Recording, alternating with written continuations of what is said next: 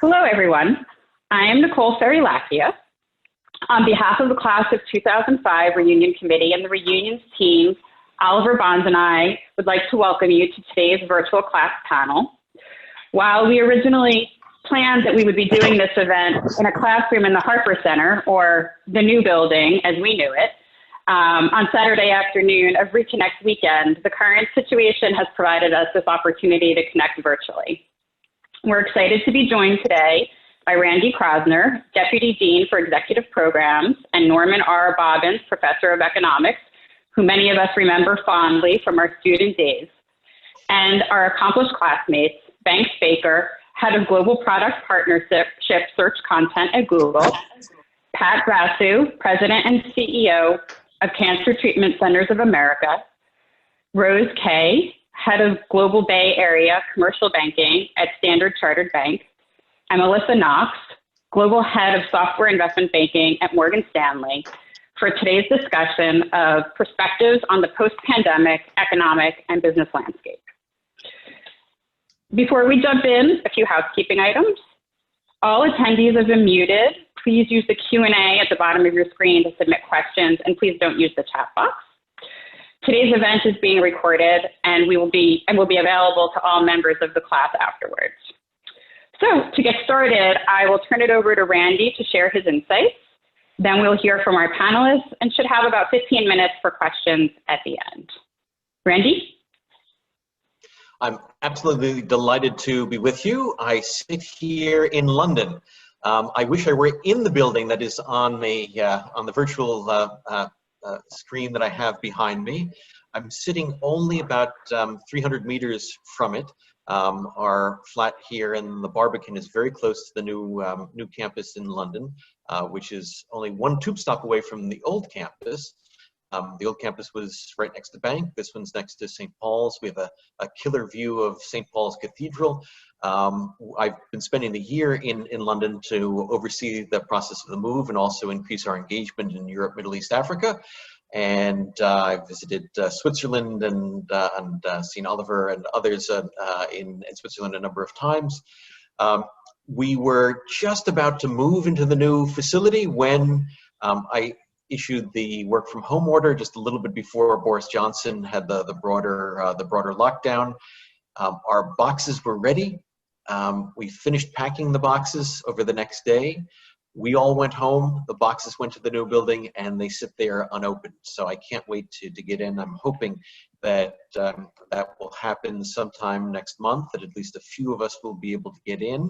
And then I hope by the fall to be able to welcome all of you to come visit, perhaps one by one or two by two at appropriate distance, but that should be really wonderful.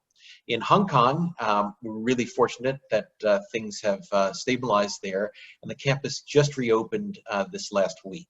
And I'm happy to report that everything is going very well. We just have a rotating subgroup of the staff going in, but everybody is well, and everything is working very well there.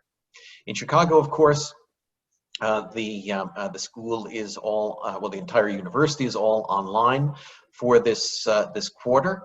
And we did a survey of some of the students, of students after a couple of weeks, and fortunately, the students seem to be thinking that from an academic perspective, it's pretty good. They feel that the classes are working well. I know the faculty have been working incredibly hard. This is probably the biggest transformation, but it is the biggest transformation that the faculty have had to do in the 30 years that I've been at Chicago. Well, actually, it's getting towards 31, but we won't count that. So 30 years at Chicago, and so people have really been committed, the staff, the faculty, to really try to make this an excellent educational experience, even though people can't be together. And I think we've been pretty successful so far. Hopefully we'll be able to go back to live going forward, or at the very least what we'll call dual modality, because it may be that there's some travel restrictions that make it difficult for people around the world to be able to get to Chicago. So we want to make sure to have the option for people to continue to be able to be engaged. And I've been doing a lot here in London on in the engagement front, virtually. It's really amazing how we can connect with so many people. So, for example, I think many of you may know that for many years I've been doing the Economic Outlook, and we do those in January. Well, what I decided is it might be a good idea to do an update of that Outlook, because I think our views will have changed just a little bit. And so over the last 2 weeks, we did a series of them, one that was focused more on the US with Raghu Rajan and Austin Goolsbee, one that was focused on Asia with Richard Wong, a PhD graduate from the economics department, and Chang-Tai Shea from the business school, and then one here just this last week focused on Europe, Middle East, Africa with Veronica Guerreri and Brent Neiman, and I participated in all. And those are really wonderful events. I mean, for the one in Chicago, we had more than 6,500 people watch it live. It's certainly the largest event Booth has ever had, and maybe the largest event the university has ever had. We've been doing a series of other events. I've been doing some individual briefings, some small group briefings, some other group events, following on from the economic outlooks, which are all available online. If you didn't have an opportunity to see them, I think they were quite fun, and might be just dipping into it for a little while, even if you don't have a full hour or two, might be kind of fun. And then what I'm hoping to do is another series that will build on that, some of the economic outlook to the road to recovery, and talking with business leaders as well as faculty and alums about what's next for policy, what's next for business, and that's certainly some of what we're going to be talking about here. To just give you a little bit of an overview of where I stand on things, is that people have talked a lot about a V shape in terms of recovery. It's certainly a V on the way down, but I don't see it as a V on the way up. I think there are going to be some fundamental structural changes in consumer behavior and in the behavior of businesses.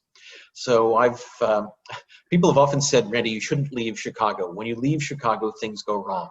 So when I left the first time to be a member of the Council of Economic Advisors, we had the tragedy of 9/11 and emerging market crises, and so a number of things were really, really problematic. Then I went to the Fed in 2006, 2009. We know what happened in 2008, 2009. I come to London, and this happened. So people said, stay in Chicago. It's much better. It's better for the world if you do. But I've faced a lot of these challenges in these policy areas, and I think this is going to be a bigger one than either 9/11 or the global financial crisis. With 9/11, we obviously had a similar challenge for air transportation and transportation, the hospitality industry in general. People were very afraid to travel.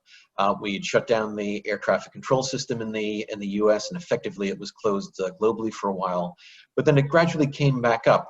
And what we argued is that we believed it was safe. We said we could never prevent with 100% certainty another terrorist event. That could always be there, but we'll do our best to try to make sure that it doesn't happen. And we can't let the terrorists get us down. And so the best thing that you can do if you're a real patriot is to go out and go to the shopping malls, go have business as usual. And things came back relatively quickly. With the global financial crisis, that was a financial crisis where we had particular tools at the Fed that could address the core issues. So the liquidity issues that were there when problems in the housing market then led into problems for financial institutions and many markets more generally. The Fed could provide an enormous amount of liquidity, could bring interest rates down to zero, set up some new programs to provide support. And then obviously there were actions that the Treasury took to also provide some support. This, I think, is different than either of those cases. So first, even though there's an analogy with challenges in the air transportation sector and also a bailout of the air transportation sector, what's different is the message is completely different. Here in the UK, it's stay home, save the National Health Service, the NHS, save lives. And even as the unlock occurs, people are still going to be very wary of going out. The concern about that people may be infected and even asymptomatic and being and possibly transmitting the virus is going to keep people in a very different pattern even after things reopen. And we said that in China, for example, where a lot of the activities have reopened, but hotel occupancy is a small fraction of what it was. The number of people going to shopping malls is a small fraction of what it was, and we're gradually seeing that in Europe, and I think that's what we will see in the U.S. Also, so I think the consumption patterns are more. The differences are more long-lived. Also, on the production side of the economy, obviously, this is something that's very disruptive to supply chains and the supply side. And that's very different than what happened in the global financial crisis, which was a financial crisis, not a production crisis. So here, the supply chains are broken. People are trying to repair them now. Going forward, people will want different kinds of supply chains. They'll want a different kind of mechanism for thinking about risk management and redundancy, and probably bring more things onshore, or at least looking for multiple sources of things rather than relying on single sources of things. Also, seeing into the whole process, whereby although you may have not been you may have depended on suppliers who were in your country or in places that weren't affected, they may have been depending on suppliers who were in other parts of the world that were affected. Some of you who took my class know that I often talked about, with the global financial crisis, that what happened is you need to know the counterparty in order to be able to check the safety of your counterparty, because there are all these different layers. It's the same thing with the global supply chains. I mean, many people didn't have the visibility into the entire chain. They were looking only one or two links on, and now see that there are many more links in that chain, and that can be very, very challenging. And so I think, and also if you think about the way firms will operate, people are getting much more used to Zoom meetings like this. We had this incredible panel here with us from Switzerland, Hong Kong, the US, which would be much more difficult to all have together if we were trying to get together in person. And that's going to have a big effect on central city real estate. Not that it will collapse, but I think the differential between central cities and the suburbs is really going to come down quite a bit. For example, where we have social distancing, like here in the UK, one of the challenges, how do you deal with elevators? So we have tall buildings that have lots of people who need to go up in those elevators. Think of the crush at rush hour. And if you reduce the number of people in the elevator to 1 or 2 from 20 people, that really doesn't make it feasible to use the downtown real estate. So there's so many consequences of this that I think will be long-lived, because I don't see a vaccine coming imminently. Hopefully we can get some prophylactic things that make it better for if you to either slow the progress of the disease, or if you do get it, that it's less problematic. But one of the challenges is that we've had a number of coronavirus outbreaks in the world before, SARS, MERS, even the common cold, and we've never been able to come up with a vaccine for that. We've also had other tragic impacts of viruses like HIV/AIDS, which has been with us for more than 3 decades, and we still don't have something like a vaccine, although we do have medications that allow people to live pretty much a normal life even after contracting the disease. But it's going to take a while for people to be comfortable to go back out there and consume as they were, work as they were. And so I think this is going to have pretty significant legs. And one of the challenges for policy is we don't have the policies that are easily available to address it. So a lot of the policies so far have been, well, let's hope it's like a V, and so we'll just provide support to preserve the jobs and the firms that were there in January, February, March, and after a month or so, they'll just come back. We turn the lights off, we turn the lights back on. I don't think that's going to be the case.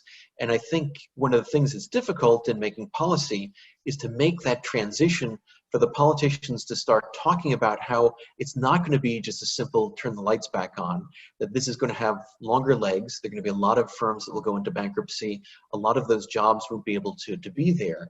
And so rather than trying to preserve the jobs, provide support to the workers, and so that we can make a transition to where other places where people might work, other industries where people might work, getting more training to be able to work in new sectors with new skills, and trying to move that process along.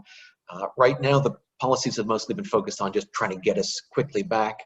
And maybe I'm being too pessimistic, but I don't see that. I don't see that being the case. And I think one of the areas that we need to think very seriously about is expedited bankruptcy type procedures, because we have some countries have very good bankruptcy procedures, some countries not so good. We have these issues both at the national level. Chang, as well as Raghu Rajan, have talked a lot about debt relief that's going to be necessary for emerging market countries. There's also going to be a lot of bankruptcy and potentially debt relief or debt forgiveness that will occur at the individual and corporate level. And I think we need to be thinking about that sooner rather than later. I think that would be valuable, and I think we need to start doing that now. And hopefully, now that things are starting to open up, that there's a little bit more optimism that we have been able to turn the corner, at least in many areas on the virus, at least with the first wave, that we can now be thinking about these other policies going forward. But that's why it's so exciting for me to be with you and to be with this panel, because you've heard kind of my more sort of with policymaker academic hat on, but now we're going to hear from people in the trenches, people who really see what is going on, and we have a truly spectacular panel to be able to do that. And I'm going to let people introduce themselves, and I think I was going to go first to Pat, or no, was it to Melissa or to Pat? Who was going to go first? I believe I was going to go first. So, yes. So why don't we go to Pat? We'll get views from the medical area. Perfect. Well, first of all, thank you for your comments. And it is, I hope everyone out there is doing well and staying as safe and sane as possible during these challenging times. I really miss everyone and miss the great class of 2005.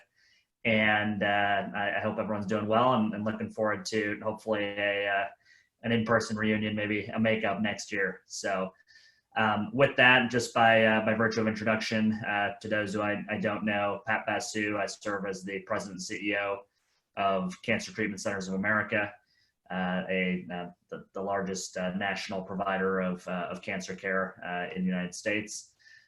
Previously, I served leading a division of United Health Group known as Optum Care. And maybe during some of my comments, I might flip back and take off the CEO of CTCA hat and maybe put on the medical doctor hat, or like Randy, maybe go back a decade ago when I worked at the White House and maybe kind of share some of those perspectives. So I'll try and be clear about that, but looking forward to the discussion. Should I pass it on for an intro to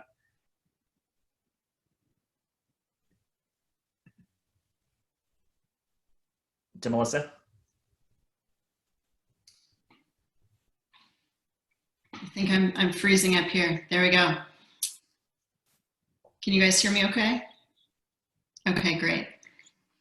So I'm Melissa Knox, and it's great to be with everybody virtually. I've been an investment banker since graduating, and I've always covered the technology sector. So I will present some views today on what I'm seeing in broader tech. I run our global software banking business, so we'll hit on software specifically, and then also what we're seeing on the investment banking side.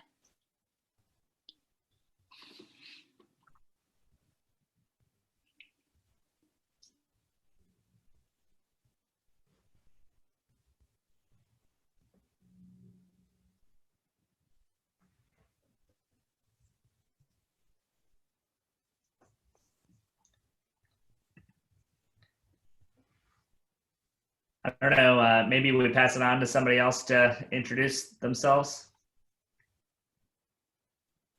I'm Banks. I'll jump in. Yes. I'll just take it. Great. So I'm Banks Baker, also class 2005, currently at Google.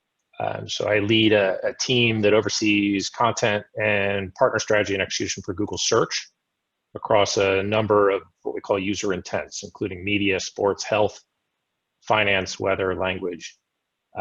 The best way to kind of think through what our team does is 8 years ago, when you searched for a sports score, a movie, or local weather, you simply got 10 blue links in search. Increasingly now, if you search for something, you get a highly immersive experience directly on the search results page, shortens the path between an initial user query and an outcome for something like a simple sports score, or even things like actions. You want to watch a movie, you want to watch sports, you can link off and do these things directly through search. So I'll be talking a bit about how we're seeing the impact on Google, but also given from a perspective of search, we have an interesting perspective on user behavior and what people are looking for, the types of information they're looking for, and gaps in the overall ecosystem, whether that relates to health, all the way down through employment and entertainment. Great. And Rose? Hi, Randy. Hi, this is Rose. I'm now working for Standard Chartered Bank. I think Standard Chartered is probably less well known in the US. It is an international bank, but its major presence is mainly in Asia, Middle East, and Africa. So today I would share with you some of the implications that we are seeing in terms of opportunities that are evolving for banks in Asia. Great. And actually, Rose, since you're on, why don't we start with you to give us a little bit of your insights into how you see the this health shock affecting Asia. Certainly, it was sort of early there, and now many countries are coming out, and a place like Hong Kong has only had 4 coronavirus deaths. Dramatic difference when you compare it with like a city like London. So Hong Kong is about 7.5 million people. London has 9 million people, but the number of deaths here has been 100-fold, more than 100-fold that. So tell us what you're seeing both in Hong Kong and in the region. Sure. Yeah, you're right. I think Hong Kong so far we only have 4 deaths, and I think we learned from our SARS experience back in 2003, and at that time we have almost 300 deaths. And I've actually been I think most of us in Hong Kong were on lockdown since January. So we've been at home for 4 months now. So I think today I'll actually wanted to share with you a couple of key initiatives that we've been doing over the past couple of months, given the market volatilities and the difficulties that banks are facing. 3 areas that perhaps I'll talk about. First area is the acceleration of digitalization in light of the consumer as well as corporate clients' behavior shift. This is obvious, but then we are seeing a huge pickup in our digital transaction, both in retail banking, in corporate clients transactions over the past couple of months in terms of digital transaction. And in Hong Kong alone, a number of banks have been launching virtual bankings. And nowadays in management meetings, like the buzzwords such as like e-payment, digital onboarding, blockchain, all these are key initiatives that banks are running. And I think when I talk to my counterparts in other banks, HSBC, Citi, everyone are talking about how we actually enable digitalization, both on retail as well as on the corporate side. The second area is new opportunities that we are seeing. Of course, like I think Randy will talk about whether or not there will be V-shape or U-shape or whatever, and people sometimes could be quite pessimistic about like the outlook. But then I think we are also seeing there are actually some bright sides. For example, there are some winning sectors. One area obviously will be online entertainment. In China alone, like online entertainment has actually gone up since Chinese New Year when the corona's outbreak happens there. We see that one of the top online gaming company, they actually do mahjong they do online mahjong, and the activity surged by 109% in February year on year. So definitely the companies such as Tencent is doing really well. The other area will be e-commerce, online shopping doing extremely well. If you remember back in 2003, when SARS hit China as well as Hong Kong, Alibaba and JD, which is now the two biggest e-marketplace in China, they actually took SARS as a turning point, and they grew very quickly after that. So we believe that this time again, the pandemic would actually push a lot of like big online companies to grow faster. The second, I think, opportunity would be, I think, for us, like how banks leverage on our global network. Supply chain reconfiguration is definitely accelerating given the US-China tension. And we are actually seeing, even before the pandemic, I've been seeing a lot of my clients diversifying their supply chain out of China already. They're moving to like Vietnam and all these other places. And COVID-19 would definitely accelerate the trend. And we have more clients like looking at like Mexico, Vietnam, Malaysia, Thailand, and our banks are looking at our network strategy as to how we help these clients moving out from like China to other footprint countries, for example, and how we capture that network revenue. And that is an area that we are looking. And third areas could be also like for the affluent class. Surprisingly, in first quarter, our private banking as well as wealth management do really well because the rich people, we allocating their assets given the market volatility, and they are actually looking for yield. So the activities just simply go up, and it actually benefit our private banking as well as wealth management business. And finally, one last areas that I want to talk about is I think a lot of banks right now are looking at how they build their future ready capability. Like flexi hours definitely have been, I think our COO has been talking about like how we actually do like flexi hours to lower the cost of premises. Last week, interestingly, I had a catch up with a CEO of a financial institution in Hong Kong. The CEO told me that like his company rented 17 floors on a commercial building in Hong Kong, and you know how expensive the commercial building is in Hong Kong. And he said that they are planning to reduce it from 17 to 1 floor, like later. So that can tell you like the scope, like the people are like how big the impact it is that people think that it's actually okay to work from home, and it will save huge amount of money by working from home. And so that is one areas that a lot of banks are looking at, and also like reskilling the workforce to prepare for the future is also an areas that our HR is working very hard on to make sure that our workforce is digital savvy, and they're able to cope with the new economy clients and all that. So those are some of the observations that I have. Great, that's very, very helpful. Actually, since you were talking a lot about the online and digital world, I'm going to hop to banks, if it's okay, to give this perspective from Google. Sure, thanks, Randy. Yeah, so I think like most companies, COVID-19's had a pretty big impact on Google, particularly in regard to how we see use of existing product lines, but also how we think about product development, our roadmaps, and where we'll be going as we go forward. Yeah, I thought it was interesting, Randy, when you brought up how different this crisis is compared to what we saw in 2008. And I really couldn't agree more. I mean, I think like, if you look at the impact of Google, similar to the larger economy, revenue and product impact from COVID's been really variable. And as noted by Sundar and Ruth in our recent Q1 20 earnings call. And I think a lot of this seems related to how diverse Google's become over the years. You know, during the financial crisis 2008, Google was really reliant on a less diverse set of revenue streams. YouTube had only been acquired 2 years prior to 2008. G Suite and all these sort of productivity and online productivity tools were pretty new. Cloud platform was just started in 2008.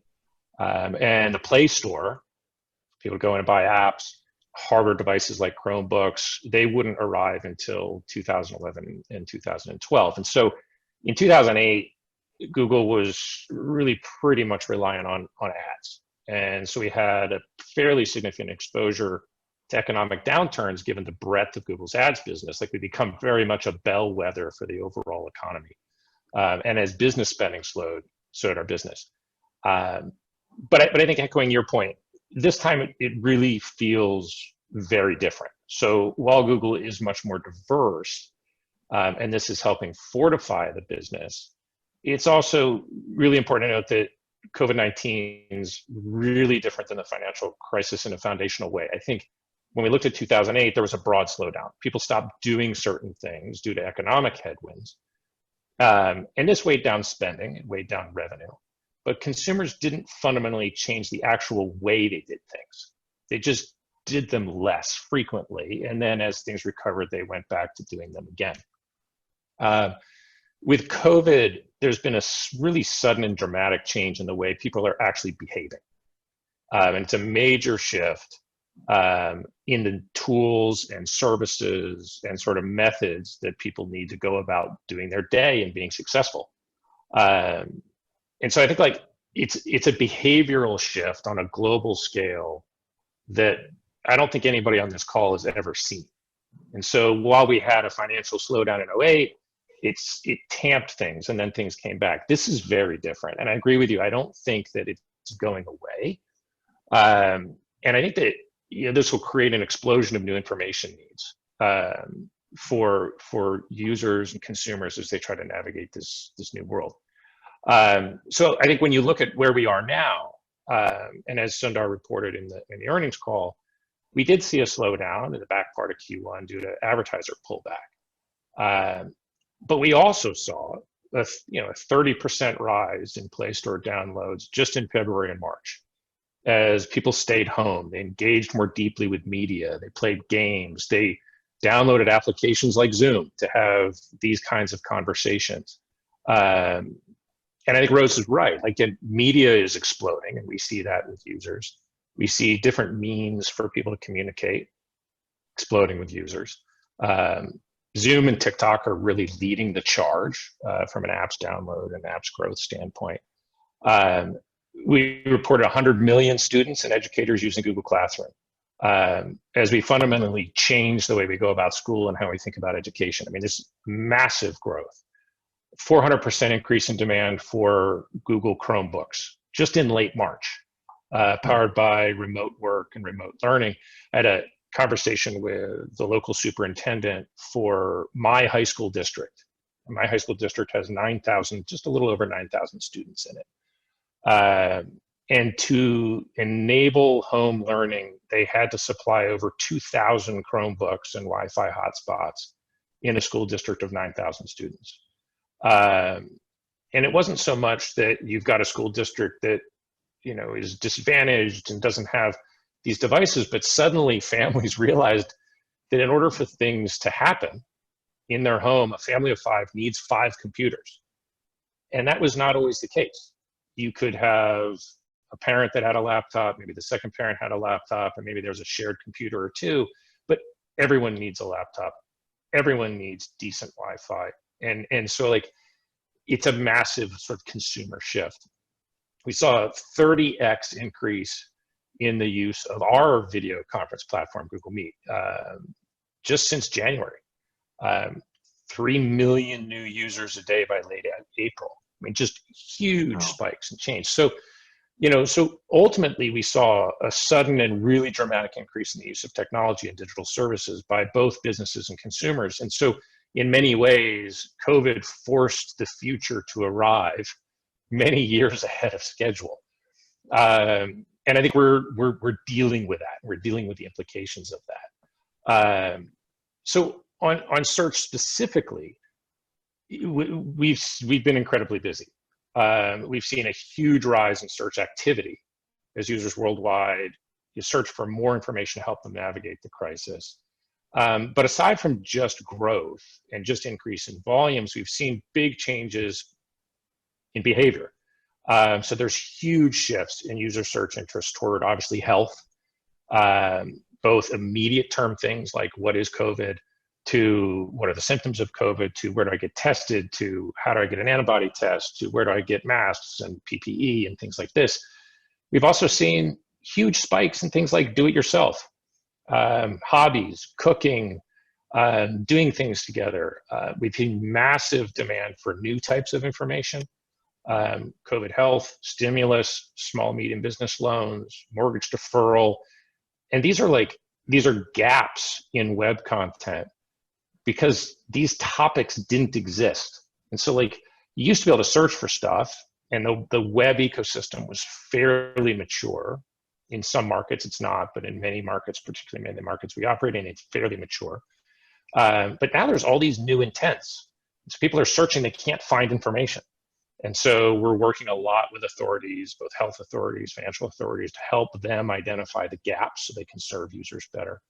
And we've also seen huge shifts in functionality that users need to get things done, whether it's watching media, ordering food, participating in structured learning, be that education, school, cooking, fitness. And so all of these changes really are shifting the way we're thinking about how we surface features in search, because we are very much user-led. And so as long as we're following user demand, like we've shifted all of our roadmaps toward these sort of new intents. How do we see this affecting the business long-term? You know, in the really near term, we're focused a lot on helping authorities and impacted businesses understand what users are looking for, like you said before. We do a lot with the World Health Organization, with CDC. We're engaged with 160 some odd ministries around the world, making sure that they have a good understanding of what their user bases are looking for, and they can surface that information to users in a timely and effective way. And we're helping these entities really understand how they can better serve this global population that's been disrupted. Over the rest of 2020, I think we'll just continue to follow the most acute user needs and make sure that we're building features that support these critical interests. So how to, again, connect them to authoritative sources for information related health. Mental health is becoming a big issue. We're trying to make sure people have access to understand where they can go for that, because there's a creeping stress and anxiety that comes from this change. Access to help and resources for domestic violence. You know, I think that some of the things that people don't really pay a lot of attention to is that in the previous world, if you were partnered with an abuser, you could spend a lot of your time outside of the home. Now you can't, and there's significant implications there. And so, how do we do that? Home nutrition, fitness, and then how do we just help you navigate the greater world? Understand openings, understand how to navigate public transit safely if you need to, and then just generally unplug. Like Rose said, we've seen a huge explosion in movies, TV, and music. Okay, great. Actually, Melissa, and then we'll get on to we'll finish up with with Pat and the medical. He'll hopefully give us medical advice. That's how we're going to come out of this, Pat. I'll give some perspectives on the tech market overall, and kind of how the banking business is responding to what's happening in tech. So between the peak in the market, which was February 19th, to the trough, which was March 16th, we saw huge valuation declines in tech. On average for the index, it was 45% down over that period of time. And that was followed by a very sharp recovery. And so as I look across my universe, most of the companies are at or above where they started the year. And if I look at tech software specifically overall, which really trades on a revenue multiple, software valuations are 9.5 times forward revenue today. And that compares to a 10-year average of 5 times. So during this COVID downturn, software is still almost double where it's been historically. And you think about, so then I look at the index and I bifurcate that. So there are companies that have done really, really well as a result of work from home. These are collaboration companies, companies like Zoom and Slack that have work from home benefits. They're also low touch self-service sales models. Atlassian, Twilio, they send automatic text messages or automatic receipts when things ship. Twilio announced earnings, they were up 40% despite withdrawing guidance. Cloud computing, so anything moving to the cloud, Google Cloud, AWS, Microsoft Azure, where you get better scale, resiliency, security, a lot of automation. Those companies are doing really well. And security. So as you are, working from home and we're all using applications and our mobile devices more, security becomes more important. So you have this group of companies that has performed really, really well. And some of these companies are at all-time highs today. And then you have companies that have not been able to recover and will have a much longer recovery cycle. And those are data center infrastructure companies, legacy servers, storage equipment that's in your data center that requires people on-prem to manage, to do maintenance, internal systems. There's nobody there to do proof of concepts and implementation work. Companies that are levered to the SMB market. Shopify was one of the first companies to withdraw earnings, so is GoDaddy, that hosts sites for the SMB. And then, of course, companies that are levered to specific verticals around hospitality, Airbnb. We just helped Airbnb raise $2 billion. That was a defensive move for those guys. And then companies that have big, heavy, direct field sales teams, long sales cycles, ERP implementations. These are more discretionary spend type products. And so these companies will have a longer recovery. And when I think about how this is impacting them and what the decisions that they're starting to make right now, they're in two camps. And companies that are performing really well, that have an advantage, they're using this time to double down on investment. And Mark Benioff said during the 2008 recession that he wishes that he had invested more. So some companies are thinking about tightening on expenses, and others are thinking about doubling down on investment. So those companies that want to take advantage of the market and get ahead, they're raising capital offensively.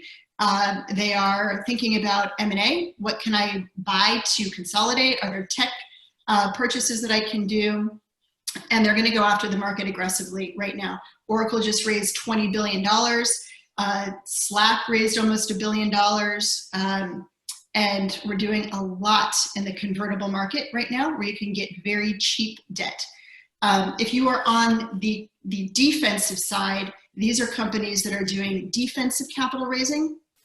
The IPO markets are not open right now. And so if you're thinking about going public, you have to think about other forms of capital. So we're doing private capital raising, direct investments, more activist work. So if your stock has not recovered and you're still down 30 to 40%, we are seeing increased activist activities, activists in Cloudera, activists in Box, activists in New Relic, in Zendesk. They're taking positions to see what's going to happen. And they are on the defensive for unsolicited bids. So if your stock is down, you are at a high likelihood that somebody will come in, a sponsor, a strategic. And so do I want to prepare for a defense, or do I want to go out there and find a white knight, my partner, that I could ultimately end up with? And we're seeing more stock for stock transactions. So, or companies thinking about more stock for stock transactions. So I don't want to sell out, my stock is down. Do I want to take the stock of an acquirer that's performing better than me? Take some of my risk off the table and share in the upside of the acquirer. So for, what do I expect to see coming out of this?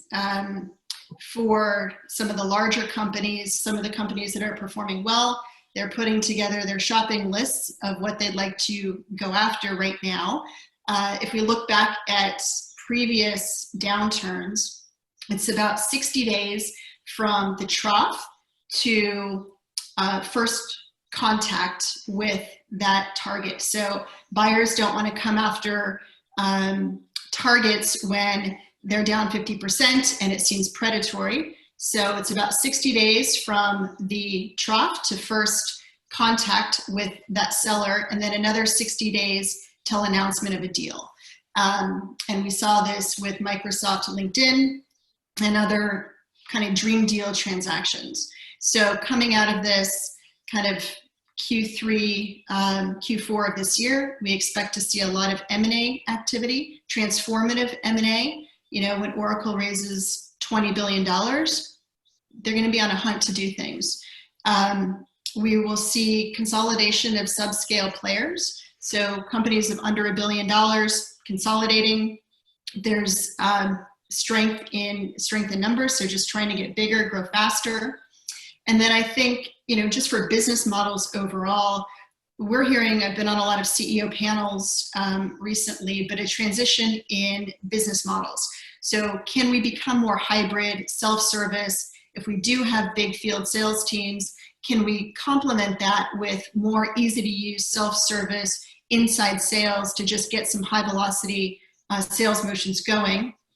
Can we make our product easier to use, easier to deploy, where I'm not dependent on having somebody on-prem to implement, do a proof of concept for 6 months on that product so that I can productize whatever this technology is and make it easier to use, and more automation of manual tasks.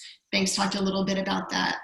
And then on our side, you know, just on the banking side, you know, it's a transition of, you know, IPO markets are closed down right now, but we're doing more on the private capital raise. We will start to do IPO roadshows remotely, and that's happening now over Zoom. This will be the first time that that's ever happened. So shortening the cycle for an IPO roadshow. Like I said, more activist defense work, more M&A work, but it's more of a transition. You know, but the view is that, you know, tech will be one of the leaders kind of out of this downturn, and software is built into a lot of other industries, and these business models are more reoccurring, and so they're a bit more resilient than manufacturing, industrials, consumer that are likely to have a longer tail. Very, very interesting. And Pat? Sure. So maybe I'll kind of divide my comments into 3 areas, just briefly about the health sector in general, maybe a quick case study on Cancer Treatment Centers of America, and I'll close with maybe some health economic kind of thoughts. So some of you actually, I looked at the participant list, and others have kind of texted me at the beginning of this crisis, sort of saying, you know, is the health sector potentially going to be one of the sectors that might actually do okay during this interesting time? And the answer, generally speaking, is no. A, because it is absolutely fundamentally tied to the rest of the economy.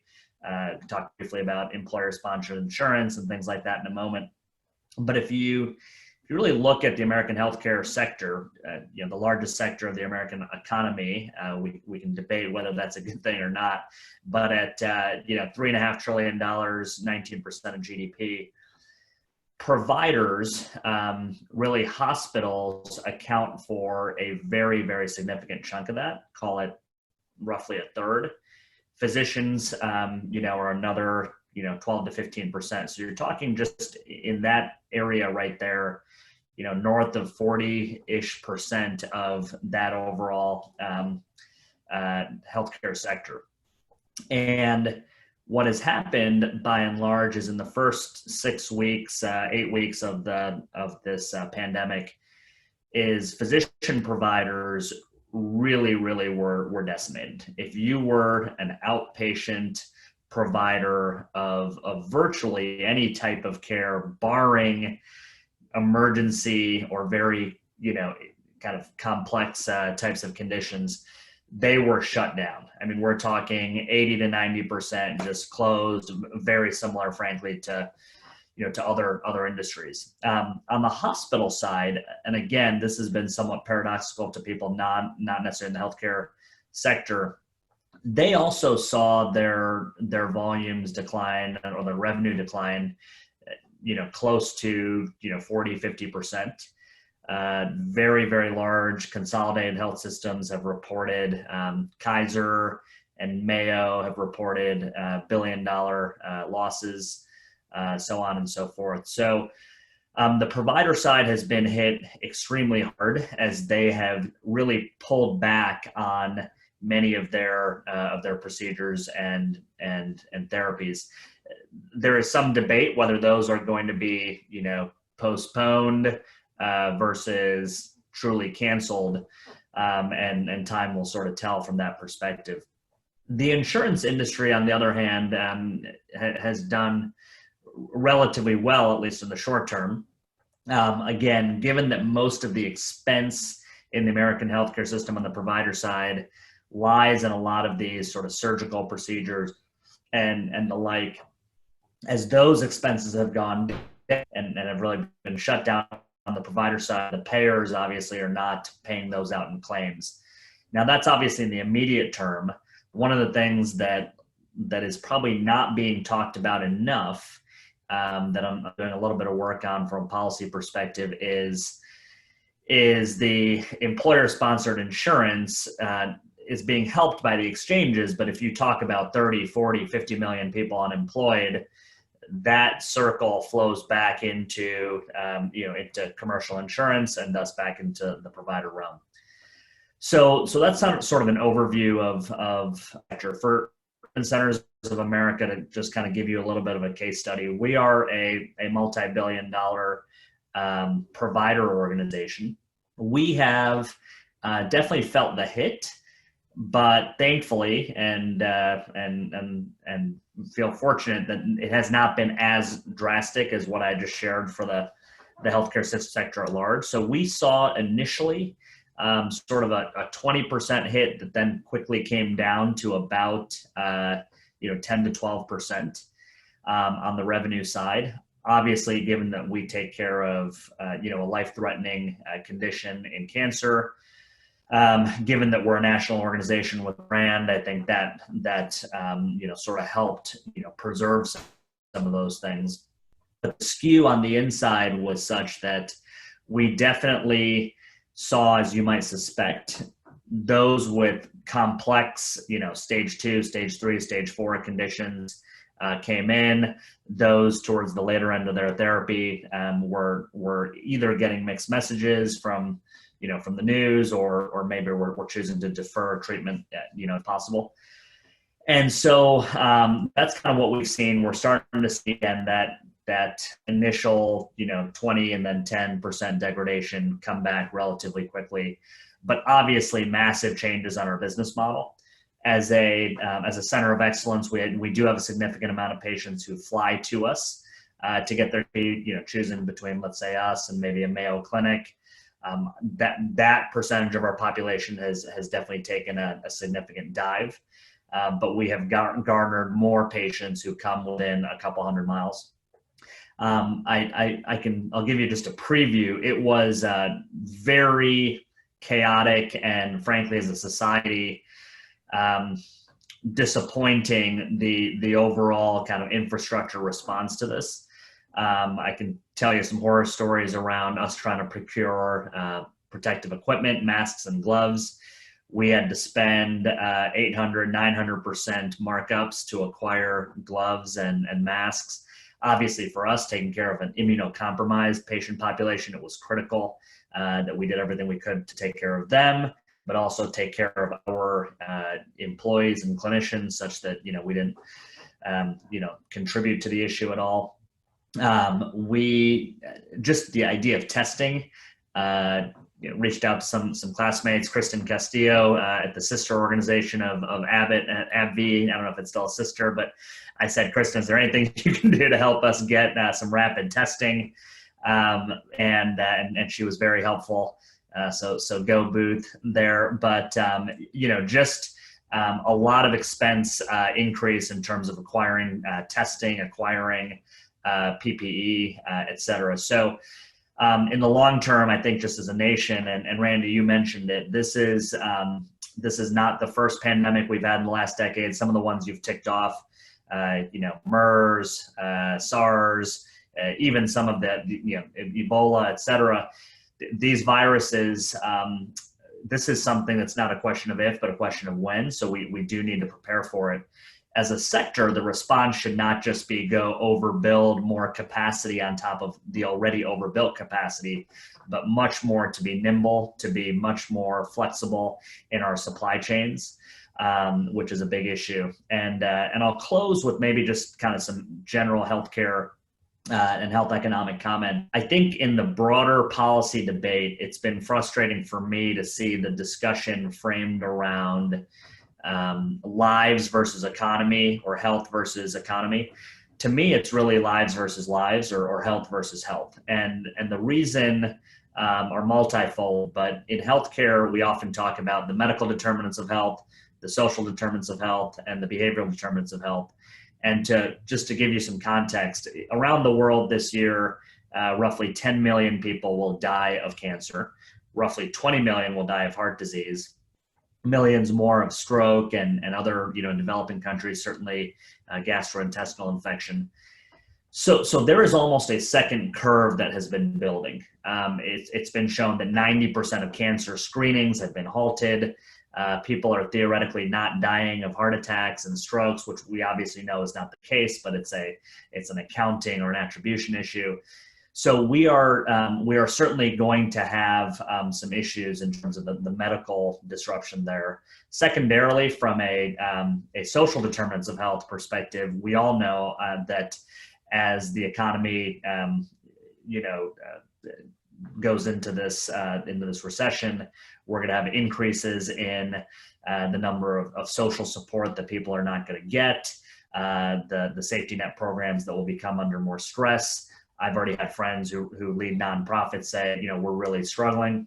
And then finally, and Banks mentioned this in his remarks, the behavioral determinants of health from a stress and anxiety and depression, perspective. So really, I sort of push back against this dichotomy between health and economics. I mean, fundamentally, the circle between healthcare and economics has always been a powerful one. So maybe I'll kind of conclude there, and Randy, pass it back over to you. Great. Those are really insightful comments from all of you, and I think that's an important point about the point that I often try to make is that people talk about that we can either save lives or we can save the economy. If you do the right things, which I think have a lot to do with gathering information, testing, you can save lives and save livelihoods.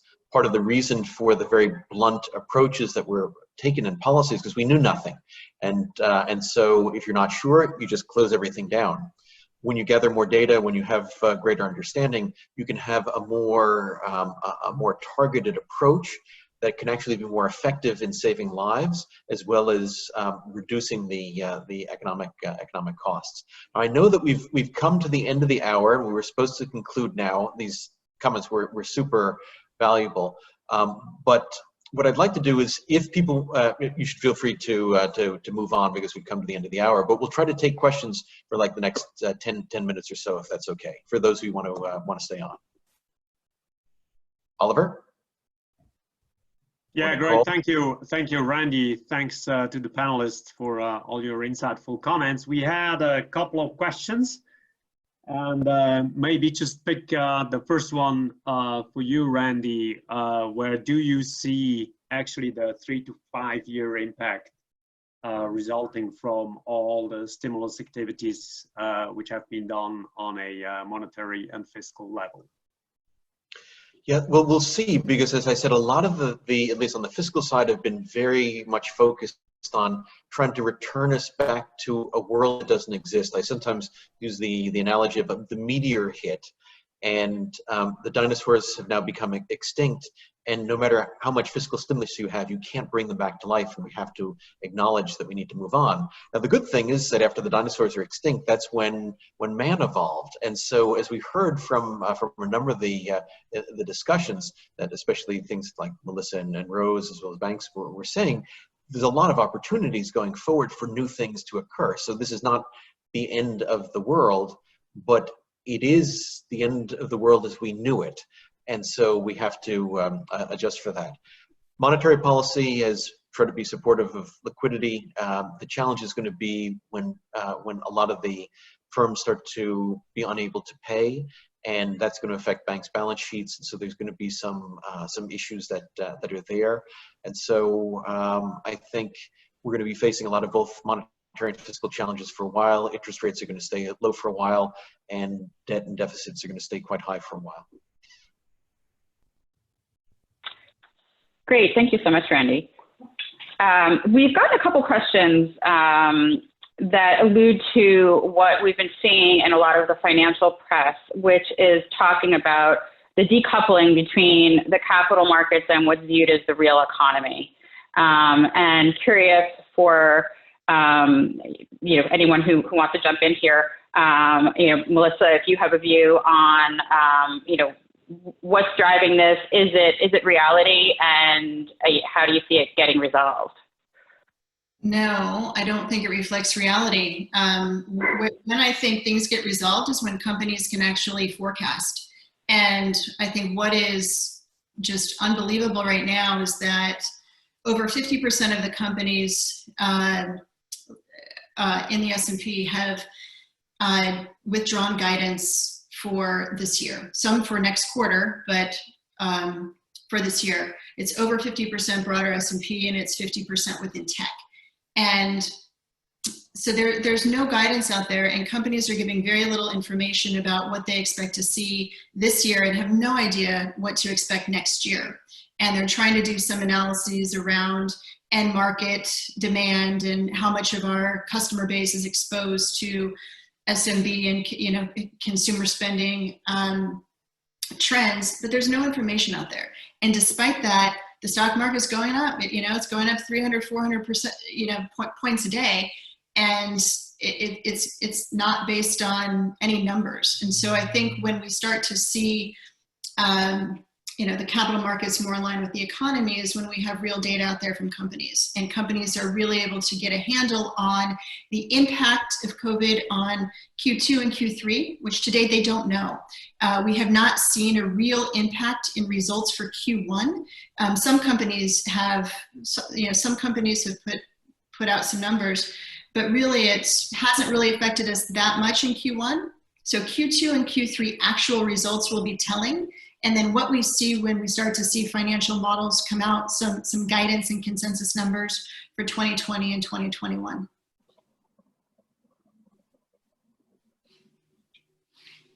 Thank you, Melissa. We had some questions concerning Asia and the fact that COVID-19 started in Asia, and then most countries started to resume earlier than the rest of the world, of course. Oh, thank God. And now what are we learning from what's happening there right now? So what do businesses do? What roles in particular do you see as a corporate banker that your clients are doing right now that actually helps them get up to speed quicker?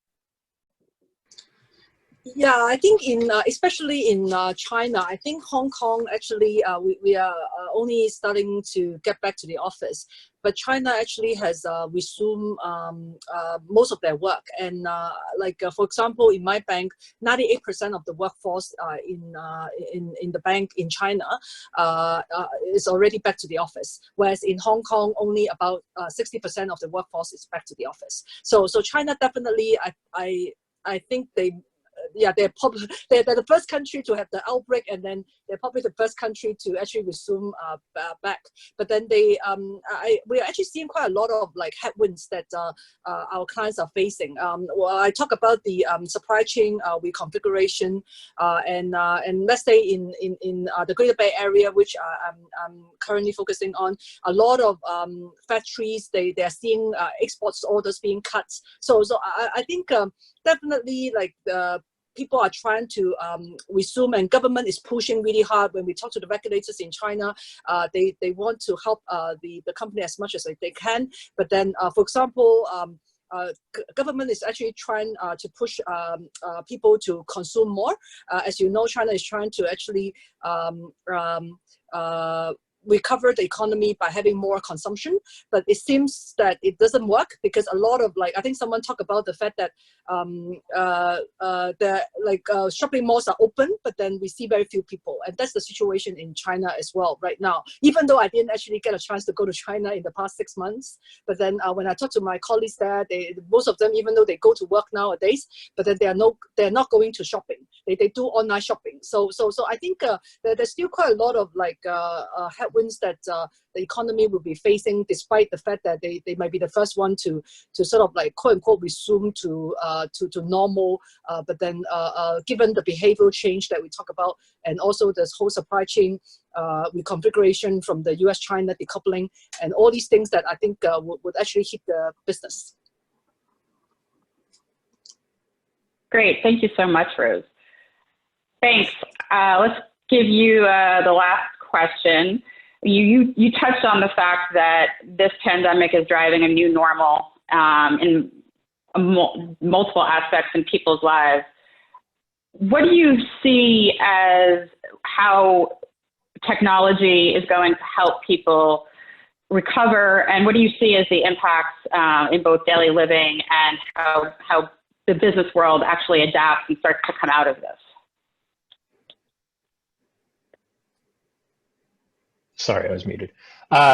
Yeah, so again, I wanted to echo some of the things I think Randy said. I think we're facing fundamental change in human behavior.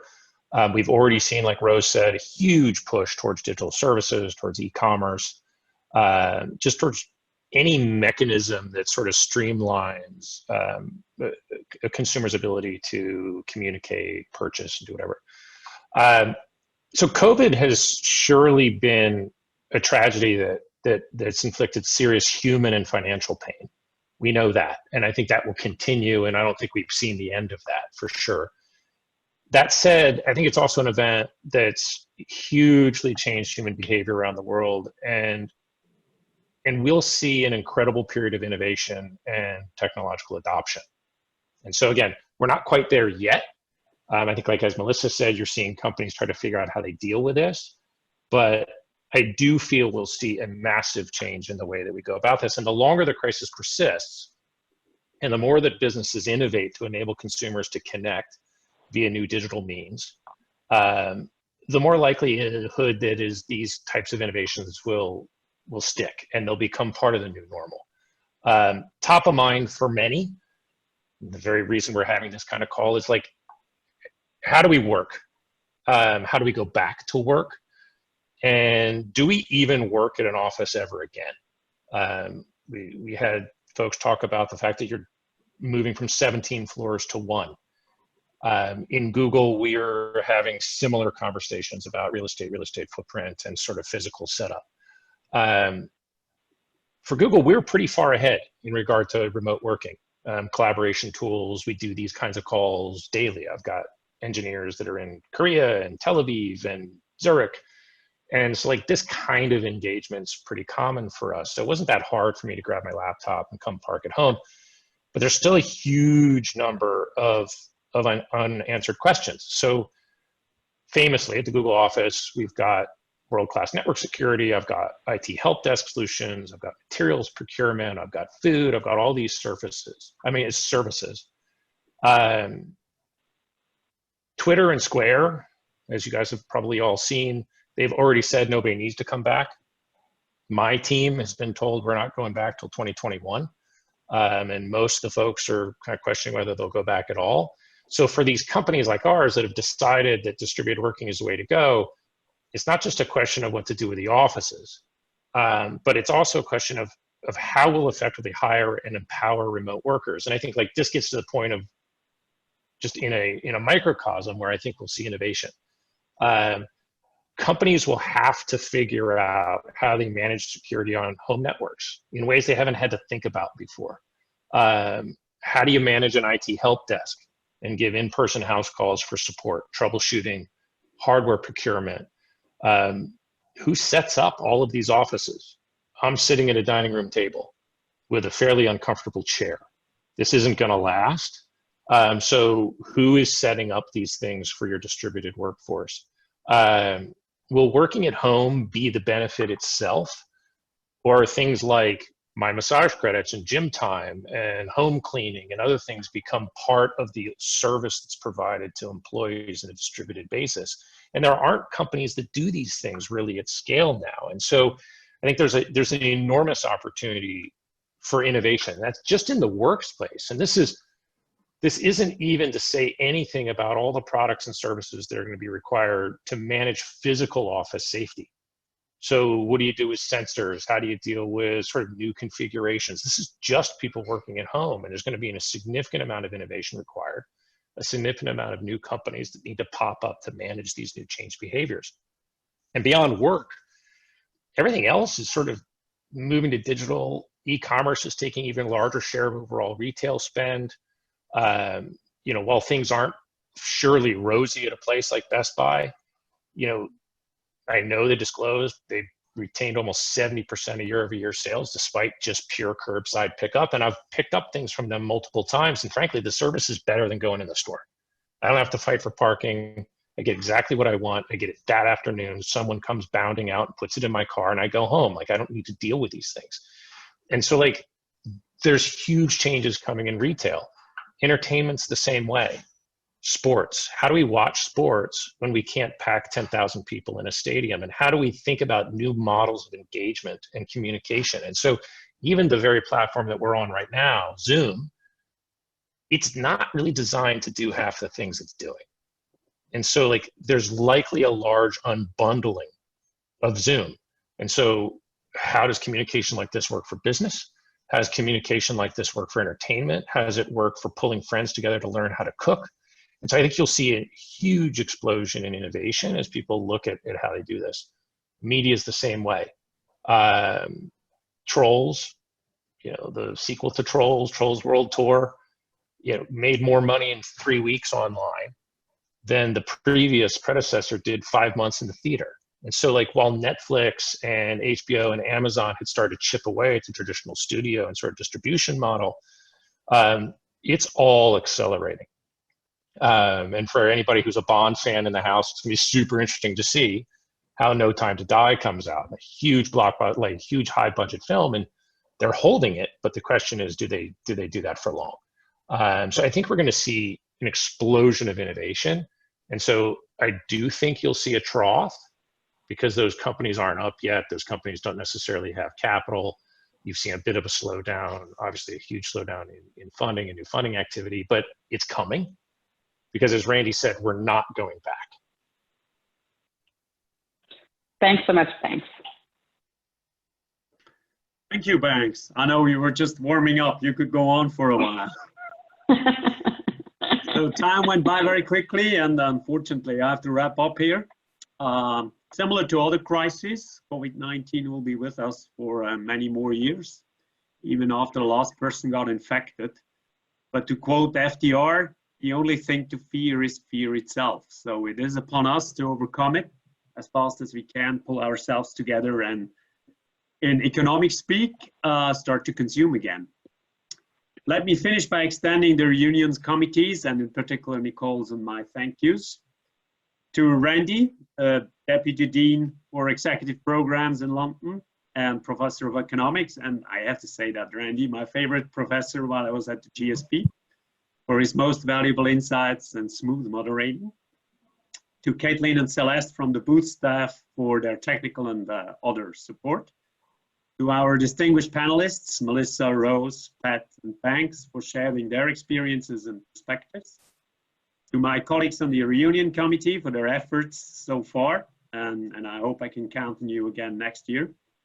And to all of you for coming to Reconnect in 2021 to celebrate a very special class of 2005. It's the only class in history of the University of Chicago which spent a year at Harper Center and one at the old campus, and whose 15-year reunion had to be postponed. So all the best to everybody, stay healthy. See you next year. Take care. Bye-bye. Bye. Bye-bye, thanks everybody.